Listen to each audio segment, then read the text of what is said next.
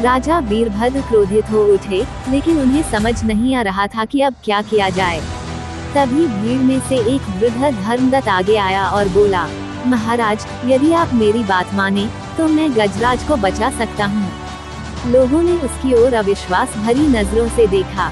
एक सैनिक हंसते हुए, हमारे सैनिक और मंत्रियों की कोशिशें नाकाम हो गयीं, तो ये बुरा क्या कर लेगा। लेकिन राजा वीरभद्र को उसकी आंखों में एक अजीब चमक दिखाई दी।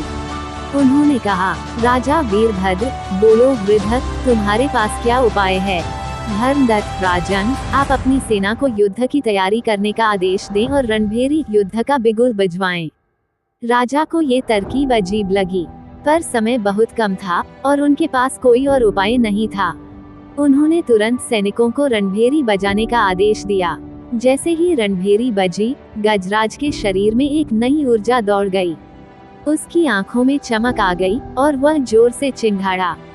उसे एहसास हुआ कि उसके राजा को उसकी जरूरत है और वह यहाँ फंसा नहीं रह सकता। गजराज जोश में, मैं एक योद्धा हूँ, मैं ऐसे नहीं हार सकता। अचानक उसके भीतर छुपी शक्ति जाग उठी। उसने पूरी ताकत लगाई और जोरदार छलांग मारी। कालभैरव आश्चर्य से, ये कैसे हो सकता है, यह असंभव है। पर अब बहुत देर हो चुकी थी। गजराज ने एक और जोरदार प्रयास किया और देखते ही देखते वह कीचड़ से बाहर निकल आया। उसकी शक्तिशाली गर्जना से कालभैरव कांप उठा और अपनी काली शक्तियों के साथ वहां से भाग गया। राजा की सीख और वृद्ध का रहस्य। राजा वीरभद्र खुशी से झूम उठे। उन्होंने वृद्ध धर्मदत्त से पूछा, तुम्हें कैसे पता था कि रणभेरी बजाने से गजराज बाहर आ जाएगा। वृद्ध मुस्कुराए और बोले, महाराज, जब कोई अपनी असली शक्ति भूल जाता है तो उसे उसकी पहचान दिलाने के लिए सही प्रेरणा की जरूरत होती है। गजराज एक योद्धा है और युद्ध की पुकार सुनते ही उसके भीतर की शक्ति जाग उठी। राजा वीरभद्र वृद्ध की बुद्धिमानी से बहुत प्रभावित हुए, लेकिन जैसे ही उन्होंने उसे इनाम देने के लिए आगे बढ़ना चाहा, वृद्ध धर्मदत्त रहस्यमय तरीके से गायब हो गया।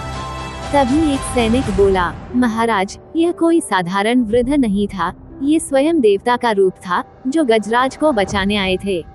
राजा वीरभद्र और सभी लोगों ने हाथ जोड़कर प्रणाम किया। गजराज गर्व से खड़ा था, जैसे वह भी समझ चुका हो कि उसकी शक्ति हमेशा उसके भीतर ही थी। इस कहानी से हमें महत्वपूर्ण सीख मिलती है कि जब हम कठिन परिस्थितियों में फंस जाते हैं तो हमें अपने भीतर की शक्ति को पहचानना चाहिए और आत्मबल को नहीं भूलना चाहिए और धैर्य रखना चाहिए।